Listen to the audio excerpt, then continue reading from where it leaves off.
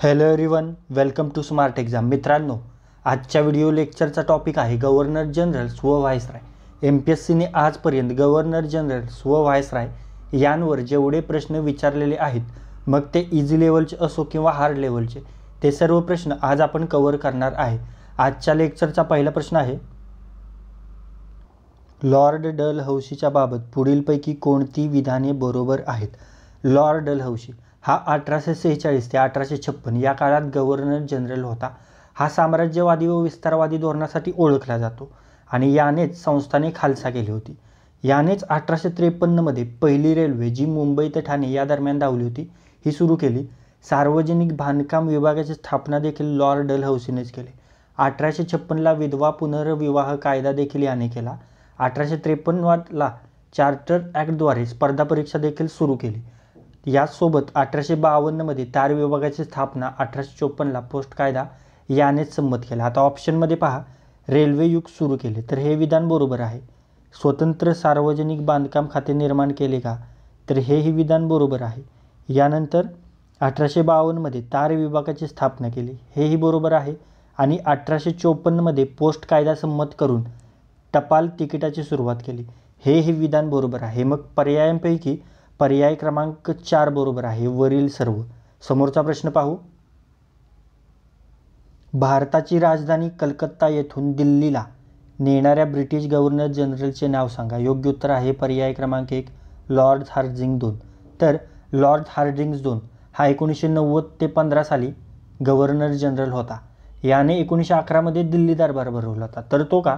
कारण ब्रिटनचा राजा पंचम जॉर्ज व त्याची राणी मेरी या भारत भेटीवर आले होते आणि त्यांच्यासाठी दिल्ली दरबार भरविण्यात आला होता. आणि या दरबारात 2 निर्णय घेण्यात आले. त्यापैकी पहिला आहे बंगालची फाळणी रद्द करणे आणि दुसरा होता म्हणजे ब्रिटिश भारताची राजधानी कलकत्त्याहून दिल्लीला हलविण्यात आली.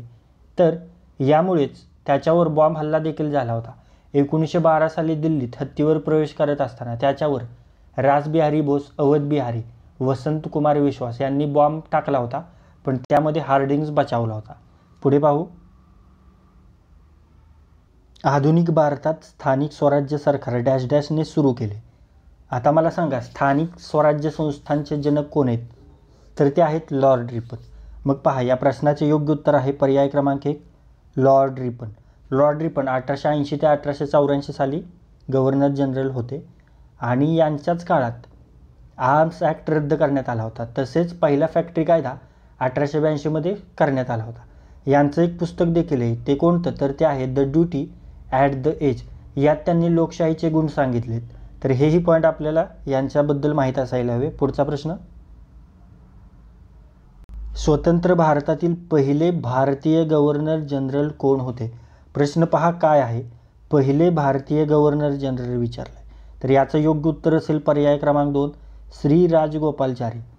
हे स्वतंत्र भारताचे पहिले भारतीय गव्हर्नर जनरल होते. आता जर तुम्हाला विचारले की स्वतंत्र भारताचे पहिले गव्हर्नर कोण होते, तर ते होते लॉर्ड माउंटबॅटन. कोण? Lord Mountbatten. भारतीय म्हटलं तर श्री राजगोपालाचारी आणि पहिले, फक्त पहिले म्हटलं तर ते असतील लॉर्ड माउंटबॅटन. पुढे पाहू, 1872 मध्ये एका पठाणाने अंदमान बेटावर डॅश डॅश यांचा खून केला. योग्य उत्तर आहे पर्याय क्रमांक 1 लॉर्ड मेयो यांचा. खून होऊन मृत्यू झालेला मेयो हा एकमेव व्हाईसराय आहे आणि यांनी 14 डिसेंबर 1870 रोजी वित्तीय विकेंद्रीकरणाचा ठराव मांडला होता. म्हणून यांना वित्तीय विकेंद्रीकरणाचा जनक असे म्हणतात. यांनीच 1872 मध्ये जनगणनेस सुरुवात केली होती आणि शारदा कालवा यांनीच सुरू केला होता. पुढे पाहू, मित्रांनो, जर हे लेक्चर तुम्हाला युजफुल वाटत असेल, हा कॉन्टेंट तुम्हाला युजफुल वाटत असेल, तर प्लीज लाईक करा. आणि हे लेक्चर तुम्ही पहिल्यांदाच आपल्या चॅनलवर पाहत असाल तर प्लीज सबस्क्राईब करा आणि हे लेक्चर आपल्या कमीत कमी 10 मित्रांसोबत शेअर करा. कोणत्या गव्हर्नर जनरलने इनाम कमिशन 1828ला नेमले? योग्य उत्तर आहे पर्याय क्रमांक 1 लॉर्ड विल्यम बेंटिक यांनी. लॉर्ड विल्यम बेंटिक हे आधुनिक भारताच्या इतिहासात शांतता व सुधारणेसाठी प्रसिद्ध होते. यांनीच 1829 मध्ये सतीबंदी कायदा रद्द केला होता. तसेच 1829 ते 30 मध्ये यांनीच ठगाचा बंदोबस्त केला होता. यासोबतच अलाहाबाद येथे रेव्हेन्यू बोर्डाची स्थापना यांनीच केली होती. हे असे काही मुद्दे आहेत यांच्याबद्दल जे आपल्याला परीक्षेच्या दृष्टीने लक्षात ठेवायचे आहेत. समोरचा प्रश्न पाहू. पुढीलपैकी अचूक जोडी ओळखा, म्हणजे बरोबर जोडी ओळखायची. पहिली आहे वॉरन हेस्टिंग्स, लिलाव पद्धतीने महसूल गोळा, योग्य आहे. लॉर्ड कॉर्नवालिस, कायमधारा पद्धत बंगाल, हेही योग्य आहे. थॉमस माल्थस, रयतवारी पद्धतीचे पुरस्कर्ते, हेही योग्य आहे. आणि रॉबर्ट किपलिंग, डेव्हिड रिकार्डोचा शिष्य, हेही योग्य आहे. तर या प्रश्नाचे योग्य उत्तर आहे पर्याय क्रमांक 4, सर्व पर्याय बरोबर. पुढे पाहू. भारतासंदर्भात वसाहत स्वराज्याची मागणी म्हणजे चांदोबाची मागणी असा उल्लेख कोणी केला? योग्य उत्तर आहे पर्याय क्रमांक 1, भारतमंत्री मोर्ले यांनी. भारतमंत्री मोर्ले यांनी भारतासंदर्भात वसाहत स्वराज्याची मागणी म्हणजे चांदोबाची मागणी असा उल्लेख केला होता. पुढे पाहू. इसवी सन 1848 ते 1856 या काळात अनेक संस्थाने कोणी खालसा केली? या पॉईंटवर आपण मागच्या प्रश्नामध्ये डिस्कशन केलं होतं, तर तुमच्या लक्षात असेल. या प्रश्नाचे योग्य उत्तर आहे पर्याय क्रमांक 4, लॉर्ड डलहौसी. आणि लॉर्ड डलहौसी यांच्यावर देखील आपण डिटेलमध्ये डिस्कशन केलं होतं. तर आता या प्रश्नामध्ये आपण याने कोणती संस्थाने खालसा केली ते पाहू आपण. तर सर्वप्रथम याने 1848 साली सातारा हे संस्थान खालसा केले. त्यानंतर 1849 साली जैतपूर आणि संबलपूर ही संस्थाने खालसा केली. त्यानंतर भगत, उदयपूर, झाशी, नागपूर आणि करौली ही संस्थाने 1848 ते 1856 या काळात लॉर्ड डलहौसीने खालसा केली. पुढे पहा. ग्रँड ट्रंक मार्ग कोणत्या शहरांना जोडला जातो? योग्य उत्तर आहे पर्याय क्रमांक 2, दिल्ली ते कोलकाता. दिल्ली ते कोलकाता या 2 शहरांना ग्रँड ट्रंक मार्ग जोडतो. पुढे पहा.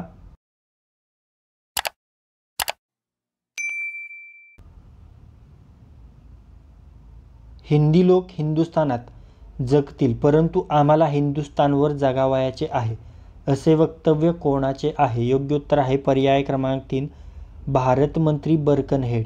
भारतमंत्री बर्कनहेड यांचं हे वक्तव्य. पुढे पाहू. तैनाती फौजेची पद्धत कोणी सुरू केली? योग्य उत्तर आहे पर्याय क्रमांक 3, लॉर्ड वेलस्ली यांनी तैनाती फौजेची पद्धत सुरू केली. पुढचा प्रश्न. बॉम्बे ठाणे रेल्वे कोणत्या वर्षी सुरू झाली? योग्य उत्तर आहे पर्याय क्रमांक 2, 1853 साली बॉम्बे ठाणे रेल्वे सुरू झाली. आणि हीच कुणी सुरू केली? तर ही सुरू केली होती लॉर्ड डलहौसीने. पुढचा प्रश्न. लॉर्ड डलहौसीने लष्कराच्या विकेंद्रीकरणासाठी कोणत्या सुधारणा केल्या? त्याबाबत खालीलपैकी कोणते विधान चुकीचे आहे? पहिलं विधान आहे बंगालमधील सैन्य मेरठ येथे नेले, हे विधान योग्य आहे. दुसरं विधान कलकत्ता येथे असलेली युद्धसामग्री मेरठ येथे नेली, हेही विधान योग्य आहे. तिसरं आहे सिमला येथे भारताचे प्रमुख केंद्र उभारले, हेही विधान योग्य आहे. आणि चौथं आहे भारतीय लष्करावर विश्वास ठेवला. तर त्याने भारतीय लष्करावर विश्वास ठेवला होता का? तर तो विश्वास ठेवला नव्हता. मग हे विधान चुकीचं आहे. मग या प्रश्नाचे योग्य उत्तर आहे पर्याय क्रमांक 4. समोरचा प्रश्न. गव्हर्नर जनरल विल्यम बेंटिकने कोणत्या सुधारणा केल्या? 4 विधानं आहेत. पहिलं विधान आहे राज्यकारभारातील अनावश्यक पदे रद्द केली, हे विधान बरोबर आहे. कंपनीच्या नोकरांचे पगार कमी करण्यात आले, हेही विधान योग्य आहे. भत्ता देणे बंद करण्यात आले, हेही विधान योग्य आहे. आणि भारताला स्वातंत्र्य देण्याचे घोषित केले, तर हे विधान चुकीचं आहे. तर या प्रश्नाचे योग्य उत्तर आहे पर्याय क्रमांक 1, अ, ब आणि क. पुढे पाहू. इसवी सन 1800 मध्ये हिंदी लोकांसाठी कलकत्ता येथे फोर्ट विल्यम महाविद्यालयाची स्थापना केली, तर ही स्थापना कोणी केली? योग्य उत्तर आहे पर्याय क्रमांक 3, लॉर्ड वेलस्ली यांनी. समोरचा प्रश्न. शासकीय कर्मचाऱ्यांवर राष्ट्रीय काँग्रेसचे संबंध ठेवण्यास बंदी कोणी केली? योग्य उत्तर आहे पर्याय क्रमांक 2, लॉर्ड डफरिन याने. समोरचा प्रश्न. कॉर्नवालिसने प्रत्येक जिल्ह्याचे आकारानुसार लहान विभाग करून प्रत्येक विभागावर कोणते हिंदुस्थानी अधिकारी नेमले? योग्य उत्तर आहे पर्याय क्रमांक 2, दरोगा. मित्रांनो, लेक्चरला अजूनपर्यंत लाईक केले नसेल तर प्लीज लाईक करा. समोरचा प्रश्न पाहू. वृत्तपत्रांच्या स्वातंत्र्यावर गदा आणणारा भारतीय भाषा वृत्तपत्र कायदा 1878 कोणी मंजूर केला? योग्य उत्तर आहे पर्याय क्रमांक 2 लॉर्ड लिटन यांनी. समोरचा प्रश्न, तैनाती फौजेसंबंधी खाली दिलेल्या विधानांपैकी कोणते विधान चुकीचे आहे? पहिलं विधान आहे हिंदी राजांना इंग्लिश ईस्ट कंपनीच्या अधिपत्याखाली आणण्याचा प्रयत्न केला. हे विधान बरोबर आहे का? तर हे विधान बरोबर आहे. कंपनीच्या प्रदेशात वाढ करण्यासाठी केलेल्या प्रयत्नात मदत झाली. हेही विधान बरोबर आहे.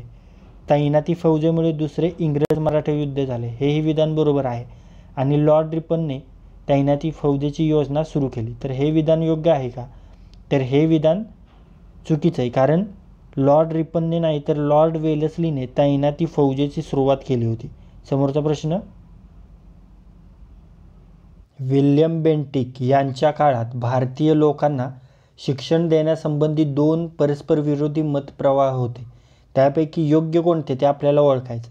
मग याचं योग्य उत्तर आहे पर्याय क्रमांक 3 अ व क बरोबर आहे. म्हणजे सर H.A. विल्सन यांचं मत होतं की भारतीयांना पौर्वात्य शिक्षण द्यावे आणि सर चार्ल्स ट्रॅव्हलियन यांचं मत होतं की भारतीयांना पाश्चात्य शिक्षण द्यावे. समोरचा प्रश्न, लॉर्ड डलहौसीने संस्थाने खालसा करताना दत्तक वारसा नामंजूर हे धोरण स्वीकारले होते. हे धोरण पूर्वी खाली दिलेल्या गव्हर्नर जनरलपैकी कोणत्या गव्हर्नर जनरलने स्वीकारले होते? तर याचं योग्य उत्तर असेल पर्याय क्रमांक 1 लॉर्ड ऑकलँड. लॉर्ड डलहौसीच्या पूर्वी लॉर्ड ऑकलँड यांनी दत्तक वारसा नामंजूर हे धोरण स्वीकारलं होतं. पुढे पाहू,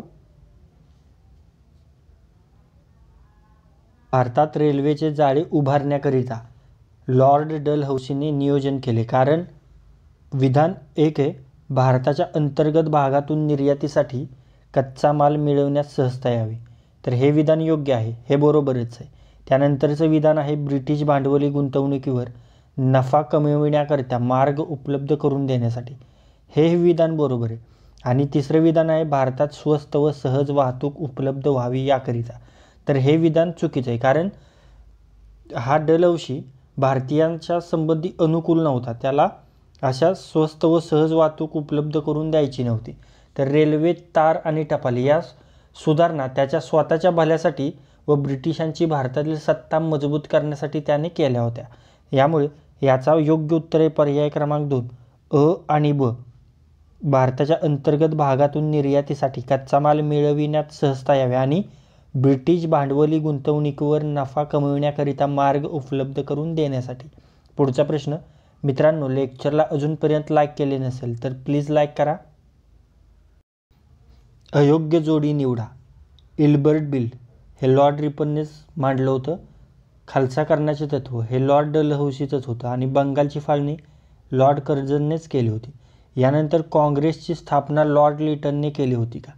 तर हे विधान चूक आहे. कारण काँग्रेसची स्थापना आणि 1885 त्यावेळी हाच गव्हर्नर जनरल होता आणि यासोबतच त्याने शासकीय कर्मचाऱ्यांवर राष्ट्रीय काँग्रेसशी संबंध ठेवण्यास देखील बंदी घातली होती. त्यामुळे या प्रश्नाचं योग्य उत्तर आहे पर्याय क्रमांक 4. समोरचा प्रश्न, लॉर्ड कर्झनकालीन रॅले आयोगाचा संबंध डॅश डॅश सोबत होता. योग्य उत्तर आहे पर्याय क्रमांक 3 उच्च शिक्षणाशी. लॉर्ड कर्झनकालीन रॅले आयोग हा उच्च शिक्षणाशी संबंधित होता. समोरचा प्रश्न, ईस्ट इंडिया कंपनीच्या भारतातील केवळ सत्ता विस्तारावर तो खुश नव्हता. त्याला कंपनीची सत्ता भारतात मजबूत करायची होती. त्याला आधुनिक भारताचा निर्माता म्हणतात. तो कोण होता? आता पहा, आधुनिक भारताचा निर्माता कोणाला म्हणतात? तर त्याचं योग्य उत्तर आहे पर्याय क्रमांक 4 लॉर्ड डलहौसी. हे आपण मागच्या प्रश्नामध्ये पाहिलेले. पुढे पाहू, खालीलपैकी चुकीची जोडी ओळखा. एका साईडला गव्हर्नर जनरल दिलीत आणि दुसऱ्या साईडला त्यांनी केलेले कायदे दिलेत. तर आपल्याला यामध्ये चुकीची जोडी ओळखायची आहे. पहिली जोडी आहे राज उपाती कायदा. कोणी केला? तर तो केला आहे लॉर्ड लिटननी. तर ही जोडी चुकीची आहे कारण इथं दिलं आहे लॉर्ड कॅनिंग. मग या प्रश्नाचे योग्य उत्तर आहे पर्याय क्रमांक 1. आता नंतर पहा, लॉर्ड लिटन याने भारतीय शस्त्र कायदा केला, बरोबर आहे. लॉर्ड रिपनने प्रथम फॅक्टरी कायदा केला, हेही बरोबर आहे. आणि लॉर्ड कर्झनने भारतीय विद्यापीठ कायदा केला, हेही बरोबर आहे. मग पहा, लिटनने 1876 साली महाराणी व्हिक्टोरियाला केसरी हिंद किताब देण्यासाठी 1877 दिल्ली दरबार भरवला होता. हाही पॉईंट इथं लक्षात ठेवा. समोरचा प्रश्न, लॉर्ड कॉर्नवॉलिसच्या संदर्भातील कोणती विधाने बरोबर आहेत? तर पहिलं विधान आहे प्रशासन व्यवस्थेचे शुद्धीकरण केले. हे विधान बरोबर आहे का? तर हे विधान बरोबर आहे. त्याने प्रशासन व्यवस्थेचे शुद्धीकरण केले. पोलीस यंत्रणेचे आधुनिकीकरण केले. तर हे विधान बरोबर आहे का? तर हो, त्यानं पोलीस यंत्रणेचे आधुनिकीकरण केले होते. तर हेही विधान योग्य आहे. तिसरं विधान आहे दर 20 मैलावर पोलीस चौक्या बसविल्या. तर हो, हेही त्यानं केलं होतं. आणि भारतीय लोकांना मोठ्या पदांवर नेमले. तर हे त्यानं केलं नव्हतं. तर या प्रश्नाचे योग्य उत्तर आहे पर्याय क्रमांक 2 अ, ब आणि क. प्रशासन व्यवस्थेचे शुद्धीकरण केले, पोलीस यंत्रणेचे आधुनिकीकरण केले आणि दर 20 मैलावर पोलीस चौक्या बसविल्या. तर समोरचा प्रश्न पाहू. देशी भाषिक वृत्तपत्र कायदा 1878च्या बाबतीत खालीलपैकी कोणती विधाने बरोबर आहेत? पहिलं विधान आहे देशी भाषिक वृत्तपत्राचे मुद्रक व प्रशासक यांचेकडून सरकारी धोरणावर टीका न करण्याची लेखी हमी घेतली जात असे. हे विधान योग्य आहे का? तर हे विधान योग्य आहे. सरकारच्या कार्यवाहीविरुद्ध न्यायालयात दाद मागण्याचा अधिकार वृत्तपत्र व्यावसायिकांना देण्यात आला नव्हता. हे विधान योग्य आहे का? तर हेही विधान योग्य आहे. आणि तिसरं विधान आहे हा कायदा फक्त देशी भाषिक वृत्तपत्रांनाच लागू होता. तर हेही विधान योग्य आहे, कारण हा कायदा फक्त देशी भाषिक वृत्तपत्रांनाच लागू होता. मग या प्रश्नाचे योग्य उत्तर आहे पर्याय क्रमांक 3 अ, ब आणि क फक्त. पुढचा प्रश्न आहे मित्रांनो, लेक्चरला अजूनपर्यंत लाईक केले नसेल तर प्लीज लाईक करा. त्यांनी प्रशासनाचे भारतीयीकरण केले, त्यांनी अफगाण युद्धाचा शेवट केला, त्यांनी आर्म्स ॲक्ट रद्द केला. ते कोण होते? तर ते होते पर्याय क्रमांक 2 लॉर्ड रिपन. लॉर्ड रिपन यांनी प्रशासनाचे भारतीयीकरण केले, अफगाण युद्धाचा शेवट केला आणि आर्म्स ॲक्ट देखील रद्द केला होता. समोरचा प्रश्न, भारतासंदर्भात वसाहत स्वराज्याची मागणी म्हणजे चांदोबाची मागणी असा उल्लेख कोणी केला? मागच्या प्रश्नामध्ये आपण हा प्रश्न पाहिलाच आहे. तर याचं योग्य उत्तर आहे पर्याय क्रमांक 1 भारत मंत्री मोर्लेने. समोरचा प्रश्न, पुढील विधानांपैकी कोणते योग्य आहे?